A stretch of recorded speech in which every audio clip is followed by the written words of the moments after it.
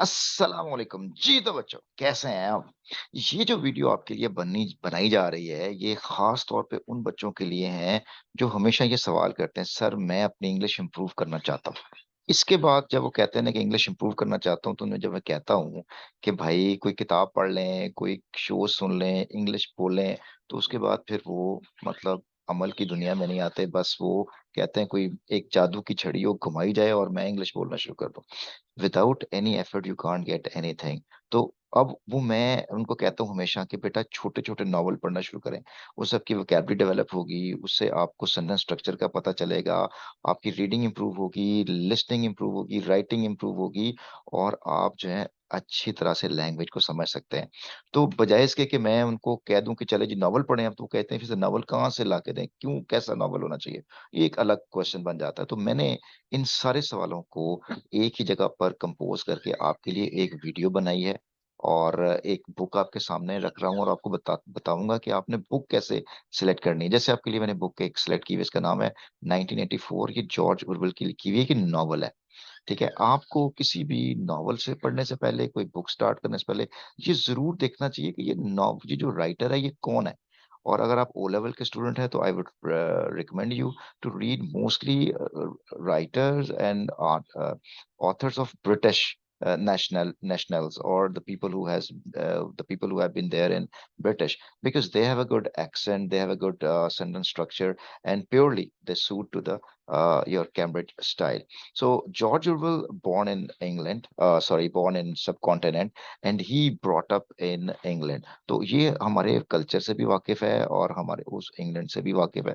तो इसकी जो किताबें हैं, जो जो सेंटेंस स्ट्रक्चर है, वो हमें ज्यादा अपील भी करता है।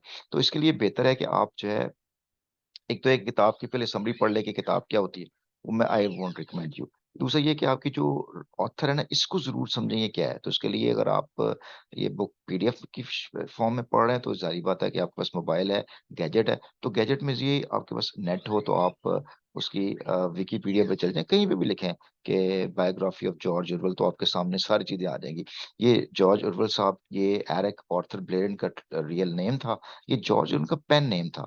तो ये 1903 में और 1950 में फौत भी हो गए। अब देख लें कितनी, मतलब इतनी ज्यादा एज नहीं थी उनकी। तो इसमें ये उनकी पिक्चर है। और अब देखें कि ये कितना कुछ, और ये एनिमल फॉर्म लिखा उन्होंने। और ये जो बुक हमारे पास अभी है 1984, जिसको पढ़ेंगे ये आपके सामने आ रही है।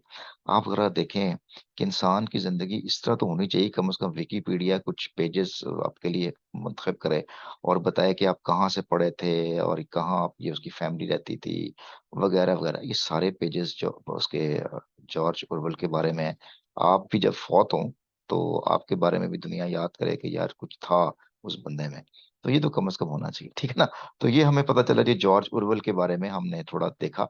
अब हम उसके नॉवल की तरफ आ जाते हैं। यहाँ ये आपके सामने नॉवल है, ये 1984 नॉवल पढ़ने जा रहे हैं। अच्छा, आपने ना गैस करना है, क्या ये 1984 में लिखा गया या 1984 के बारे में लिखा गया। ये कैस आपने खुद करने, किससे पूछने नहीं है, या आपने उस बुक को पढ़ते वक्त आपके जहन में आने चाहिए। तो जब आप किताब पढ़ रहे होते हैं, तो किताब पढ़ते पढ़ते कौन कौन सी चीजें आपके जहन में आती हैं, तो उसको भी हम फोकस करते हैं, ठीक है। तो ये चैप्टर 1 है, और इसका फर्स्ट पैराग्राफ मैं पढ़ने लगा हूँ। और मैं आपको ये भी बताता जाऊंगा कि जब हम किसी को कहते हैं ना बेटा नॉवल पढ़ो, तो उसको कौन कौन सी प्रॉब्लम्स आ रही होती हैं, तो हम उसको ड्रेस करेंगे ताकि आप स्लोली एंड ग्रेजुअली आपको आदत पड़ सके पढ़ने की। मैं आपको एक बात बताऊं, the one who reads, he he is the only one who is able to understand what is written in it. And if he understand what is written in it, he can write very well. And the one who can write, he can speak, and the one who can listen, he can also understand well। ये चार process हैं, listening है, reading है, writing है, reading और writing है। इन सब का चारों का आपस में बड़ा गहरा ताल्लुक है। तो वैसे तो सुनना चाहिए, सुनने जितने अगर आपकी सुनना इंप्रूव होगा तो आप बोल पाएंगे, और जितना आप अच्छा लिखना चाहते हो उतना अच्छा आपको पढ़ना चाहिए। ये एक फंडामेंटल जो है ना acknowledge फैक्ट है। तो हम यहाँ से पढ़ना शुरू करते हैं। Let me read it. It was a bright, cold day in April, and the clocks were striking 30.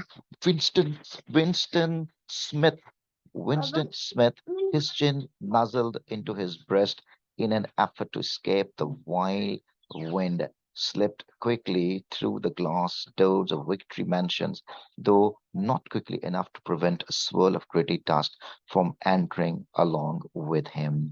अब आपके सामने आपने ये पैराग्राफ पढ़ लिया। पहली तो बात ये है कि कई बच्चे ऐसे होंगे उनको ये नहीं पढ़ा भी नहीं जा रहा होगा ये क्या लिखा है। जब उनको पढ़ा नहीं जा रहा होगा इसका मतलब ये है कि they are not use to reading. तो फर्स्ट ऑफ ऑल आपको ये जो मैंने जिस एक्सेंट से मैंने पढ़ा है आप जरी बात है, if you are not up to that accent doesn't matter, it की कोई बहुत बड़ा matter, accent is does not matter right now in the beginning, but slowly and gradually you will get that, I assure you for this. So it was a bright cold day। अब आपको मतलब ये है कि आपको जब आपने ये एक पहला पैराग्राफ पढ़ना है ना, तो पहला पैराग्राफ पढ़ते वक्त आपको जो सबसे ज्यादा प्रॉब्लम आ रही है ना, वो किसकी आ रही है भला? वो आ रही है आपको वोकैबुलरी की। आपको वोकैबुलरी नहीं आती आपको, ठीक है। फिर ये है कि उस सेंटेंस के अंदर आपको इन्फॉर्मेशन क्या दे दी जा रही है, आपके जहन में क्या पिक्चर इमेज बन रहा है, ये आपको प्रॉब्लम है। तो मैं इसको देखता हूँ कि क्या करना है आपने। आपने कहा it was a bright cold day in April. ये तो सिंपल समझ लग गया कि ये ब्राइट कोल्ड डे। अब ये जो ब्राइट और कोल्ड नहीं एडजेक्टिव है, डे के बारे में बताया जा रहा है अप्रैल में। And the clocks were striking 13। अब देखिए ये क्लॉक एक नहीं है, कई क्लॉक है, और घड़ियाल जो है वो 13 मतलब 12 से का एक बजा रहे थे। और 13 से मुराद यही शाम के बाद जो है ना वो 12 के बाद जब एक कहते हैं 1 PM वो 13 होता है। विंस्टन स्मिथ उसने जाते ही करेक्टर इंट्रोड्यूस कराया है। मैं किसकी बात कर लगा तो विंस्टन स्मिथ, हिज चेन, उसकी जो चेन है ना, nuzzled into his breast in an effort to escape the wild wind. अब मुझे अगर नजल्ड का मीनिंग ही नहीं आता, suppose I don't know the meaning of nuzzle, तो what do I need to do this? मुझे इसको ऑनलाइन कर लेना है। नजल इनटू हिज ब्रेस्ट, ये तो पता ही है, सीने में कहता है in an effort to escape the wild wind. अब मुझे वाइल्ड का मतलब नहीं आता, ठीक है ना, तो मुझे आप याद रखिएगा वर्ड हमेशा चंक में आते हैं, ग्रुप में आते हैं। जैसा ग्रुप है द वाइल्ड विंड, ये इसका सारा जो है वो आपने अंडरलाइन करना है। इस विंड तो एयर है, इसका मतलब कि एयर है वो वाइल्ड है, ये एडजेक्टिव है। तो ये वाइल्ड किसे कहते हैं तो पहली दफा सुन रहे हैं हम लोग। Slipped quickly through the glass doors, और ये क्या कर रही है, ये जो विंड है ना, ये slipped quickly through the glass doors, doors जो है ग्लास के बने हुए हैं। और वो जो विक्ट्री मेंशन, आप देखें अगर आपको विक्ट्री मेंशन का मतलब नहीं आता ना, परेशान होने की जरूरत ही नहीं है। क्यों? इसलिए कि विक्ट्री का वी कैपिटल है, एम का एम क्या, इसका मतलब है ये किसी जगह का नाम है, ये किसी प्लेस का नाम है, प्लेस जगह, या किसी घर का नाम है, या ये एक प्रॉपर नाउन है, पर्सन का नाम भी हो सकता है, बिल्डिंग का नाम भी हो सकता है, ये किसी ऑफिस का नाम भी हो सकता है। इससे अपने घबराना नहीं है, खुद ब खुद आपको उसके मीनिंग क्लियर हो जाएंगे।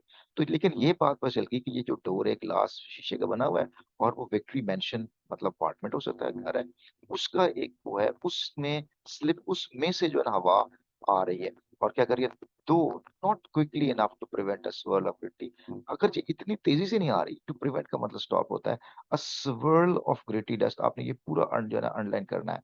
तो ये एक पूरा चंक है आर्टिकल के पास, swirl of gritty dust, dust किसको कहते हैं, मिट्टी को, और ग्रिटी का मतलब हार्ड होती है, swirl का मतलब घूमती हुई, from entering along with him, तो उसके साथ ना वो जो हवा है, उस हवा के साथ जो है ग्रिटी डस्ट भी जो है वो एंटर होती हुई आ रही है। हमारी बात समझ लगी? अब हमें इस पे थोड़ा बहुत हमें इंफॉर्मेशन के बारे में ये पता चला कि ये पहला पैराग्राफ हमारा क्लियर हो गया। इसके अंदर आपको चलते जाऊं, अगर आपने चाह रहे हैं कि यार मुझे इसका नजल का मीनिंग भी साथ साथ पता चलता जाए, वाइल का भी, तो इसके लिए अगर आप आई वुड रिकमेंड यू कि अगर आप पीडीएफ पढ़ रहे हैं किसी डिवाइस के ऊपर, तो आप यहाँ पे जाएं, और ये आपके सामने ये देखें, ये देखें कितनी डिक्शनरीज खोली में, ये डिक्शनरीज है, और ये देखें ये डिक्शनरी है, इसके ऊपर आप नजर लिखें ऑलरेडी, तो ये आपको प्रोनाउंस भी करेगी कि ये क्या कहता है। और ये आपको ब्रिटिश है, ये अमेरिकन आपको बताएगी, और ये इसके फिर नीचे सारी मीनिंग्स वगैरह दिए हुए हैं, और ये इसके यूसेज भी दिए हुए हैं। इस तरह की एफर्ट करने से आपको कई फायदे मिलेंगे। एक तो ये कि आपको उसको सेंटेंस का स्ट्रक्चर पता चलेगा, उसका यूसेज पता चलेगा, उसकी वोकैबुलरी आपकी इनहांस होना चाहिए। फिर वोकैबुलरी जब आपको पता चलेगी, नजल इनटू हिज ब्रेस्ट का, तो ये मतलब है कि उसने चेन जो है ना अपनी ठोड़ी को अपने सीने से लगाया हुआ था, ठंड की वजह से लगाया हो सकता है ना, ये जैसा भी हो सकता है। तो ये हम किसी से ना किसी के चीख के साथ लगाते हैं तो मोहब्बत का इजहार भी होता है। तो this is how you can improve your vocabulary slowly and gradually, ठीक है। इसके बाद आप सेकंड पैराग्राफ की तरफ आ जाएं। सेकंड पैराग्राफ देखें कितना लेंथी है। अब एक और मजे की बात यह है कि इसने एक पैराग्राफ लिखने के लिए सिर्फ दो सेंटेंस यूज किए हैं, और कितनी डिटेल के साथ उसने चीजों को बताया, और हमारे जहन में एक पिक्चर डेवलप की है। The, the hallway smelled of boiled cabbage and old rag smells. अब वो पहले कमरे से था, अब बाहर हॉलवे में आ गया। हॉलवे राहदारी को कहते हैं। Smelt of boiled cabbage and old rag mats. अब ये मैट्स आपको पता है चटाई कहते हैं, इसका मतलब रैग उसका एडजेक्टिव है। कोई भी मीनिंग होगा, we don't care about it, लेकिन हमें ये आइडिया हुआ कि हॉलवे को डिस्क्राइब कर रहा है जिसमें बॉइल्ड कैबेज की स्मेल आ रही है। At one end of it coloured poster, उसके एक कलर्ड पोस्टर लगा हुआ है, too large for indoor display. वो इतना बड़ा है, too large for indoor display, कि वो अंदर वाले में डिस्प्ले नहीं हो सकता, ज्यादा बड़ा है। Had been tagged to the wall, तो वो वॉल के साथ टैग कर दिया गया था, जोड़ दिया गया था। अब इसका अगर मतलब आपको नहीं आता टैग का, तो आपने वही काम करना है डिक्शनरी वाला। लेकिन बेस्ट ऑप्शन ये है कि इससे पहले कि आप डिक्शनरी खोलें, अपने मीनिंग को जरूर आपने अंडरस्टैंड करना है। इट डिपिक्टेड, आपको मीनिंग नहीं आता डिपिक्टेड का, it depicted simply an enormous face. अब वो कहता है कि उसके ऊपर एक एनॉर्मस फेस लगा हुआ था, मोर देन अ मीटर वाइड, 1 मीटर वाइड चौड़ा था। The face of a man of about 45, किसका फेस था? 45 ईयर्स का कोई आदमी उसका फेस था, with a heavy black mustache and the ruggedly handsome features। तो ये देखें उसके एडजेक्टिव्स हैं, कैसे उसको डिस्क्राइब कर रहा है। आप ये सेंटेंस देखें कितना लेंथी सेंटेंस है, और इसके अंदर उसने उस पोस्टर पर लगी हुई पिक्चर को डिपिक्ट कर रहा है। इनॉर्मस फेस है, मोर देन अ मीटर वाइड है, face of a man of about 40 है, ये सारी डिस्क्रिप्शन दे रहा है। हैवी ब्लैक मॉस्टैच है, रगेडली हैंडसम फीचर्स है, Winston made for the stairs.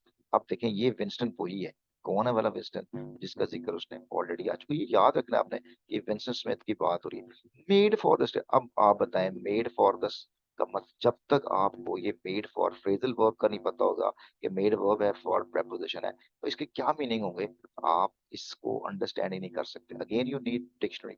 तो दो तरह की ऑप्शन मैं आपको बता रहा हूँ, या तो डिक्शनरी में पास रखें और देखते जाएं। स्लो प्रोसेस, बहुत बिल्कुल स्लो प्रोसेस है, लेकिन यकीन जाने ये स्लो प्रोसेस आपको अल्टीमेटली आपके लेवल को अप कर देगा। नहीं तो आप ऐसे करें, छोड़ दें। Western made for the stairs, western जो है ना, अब क्या मतलब है कि वो स्टेयर बनाई उसने। स्टेयर का मतलब जो है ना, वो सीढ़ियां होती हैं, सीढ़ियां बनाई उसने, या सीढ़ियां बना ली उसने, या वो सीढ़ियों की तरफ भागा। तो ये आपको पता होना चाहिए चीजों का, नहीं पता चल रहा ना, तो खैर पढ़ते जाए एक दफा। मैं आपको रिकमेंड करता हूँ कि अगर आप तंग आ जाते हैं ना कि डिस्ट्रिक्ट खोलूं, ये करूँ वो करूँ, एक दफा पढ़ते जाए, ये मीनिंग खुद ब खुद आपके जहन में क्लियर होना चाहिए। Consistency is the key for that. तो it was no use trying the left, आप देखो उसे कहता है कि लेफ्ट का कभी यूज नहीं था। Even at the best of times it was seldom working, कहता है इवन के बेस्ट ऑफ टाइम के अंदर भी ये काम नहीं करती थी। And at present the electric current was cut off during daylight hours. It was part of the country economy drive in preparation for hate week। अब देखो वो कितनी इंफॉर्मेशन दे गया सिर्फ वो लिफ्ट की वजह से, कि वैसे तो काम नहीं करती थी, और it was seldom working and at present, और मौजूद इलेक्ट्रिक करंट की वजह से वाज गॉट अप, वो खत्म हो गया था ड्यूरिंग डे लाइट आवर्स। It was part of the economy drive, और इकोनॉमी ड्राइव का हिस्सा था in preparation for the hate week. अब हमें नहीं पता ये हेट वीक क्या है, लेकिन आगे पता चलेगा कि वो हेट वीक हो, क्योंकि ये कॉमन नाउन और प्रॉपर नाउन के साथ बात करें।